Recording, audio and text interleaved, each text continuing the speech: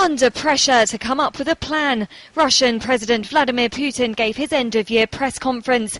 But rather than outline moves to combat the country's deepening financial crisis, the leader first wanted to blame someone. Of course, the current situation is caused by external factors first of all. But we also understand that we haven't done many of those things we planned to do and we said we would do to diversify our economy over the past 20 years. The Russian economy is heading into recession in what some have called a perfect storm of low oil prices and Western sanctions in the Ukraine crisis. The ruble has fallen about 45% against the dollar this year, and the fallout could be felt far and wide. Robert Halver is from Baader Bank. Russia is being hit hard and fast. If this carries on, it will go bankrupt, and nobody in the West should gloat about this. Germany in particular will see its small and medium-sized businesses suffer.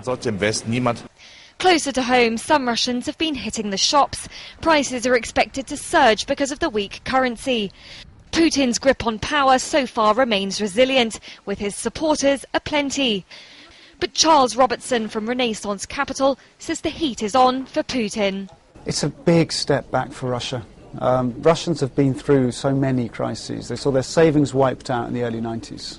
We had the 1998 crash with the default. 2008, another huge shock to the system. And yet for the last 10 years, Russians have been building up savings. And Russia's just begun to build up enough cash that maybe it could fund its own growth.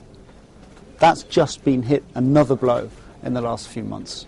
Asked about the conflict in Ukraine, Putin said Moscow wants to restore political unity, but denied any link between the crisis and Russia's economic problems.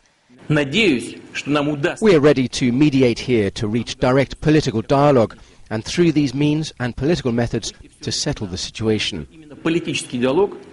But the EU is not convinced. It says it's to keep sanctions in place as long as Moscow does not respect Ukrainian sovereignty.